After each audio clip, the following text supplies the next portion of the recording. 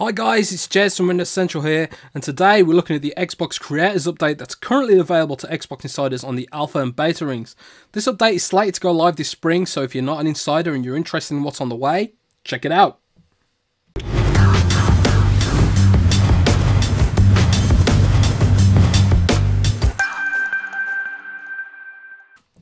Now, of course, the biggest update that you'll notice straight away when you install this is the fact that we've got a new guide menu. The new guide menu tries to condense basic Xbox functions into a single location, as you can see here.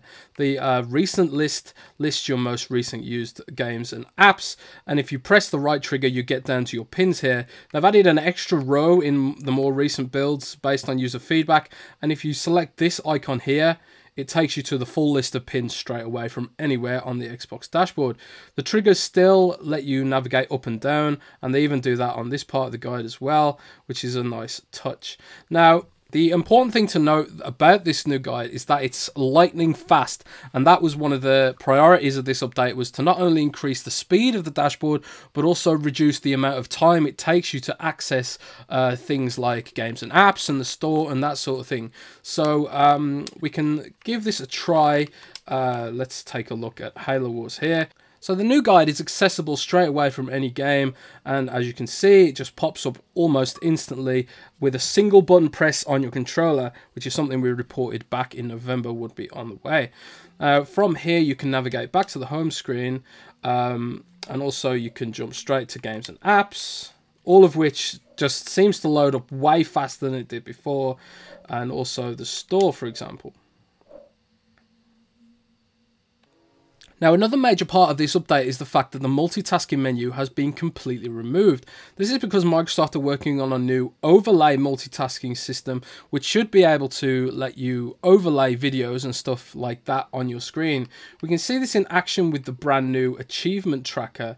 Now, if I turn this achievement tracker on, oh, can't do it for this game because game's not out yet, maybe? I don't know. Let's try it with For Honor. So we try enabling the achievement tracker here as such. Now, it allows you to configure the tracker, so we presume that you'll be able to do this for other UWP apps as well, selecting where you want the tracker to appear on the screen. We can set it to appear in any of the corners or center aligned and so on and so forth. So I'm going to set it here to track 4 achievements. You can even control the transparency, which is really nice. And it's fair to assume that the Windows 10 Creators Update's compact overlay mode will also come to Xbox as well to provide that snap mode experience, which has been removed in this version of the dashboard.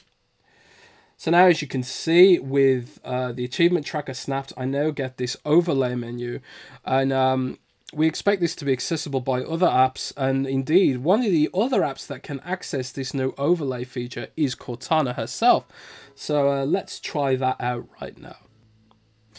Hey Cortana, what's the weather like in Seattle?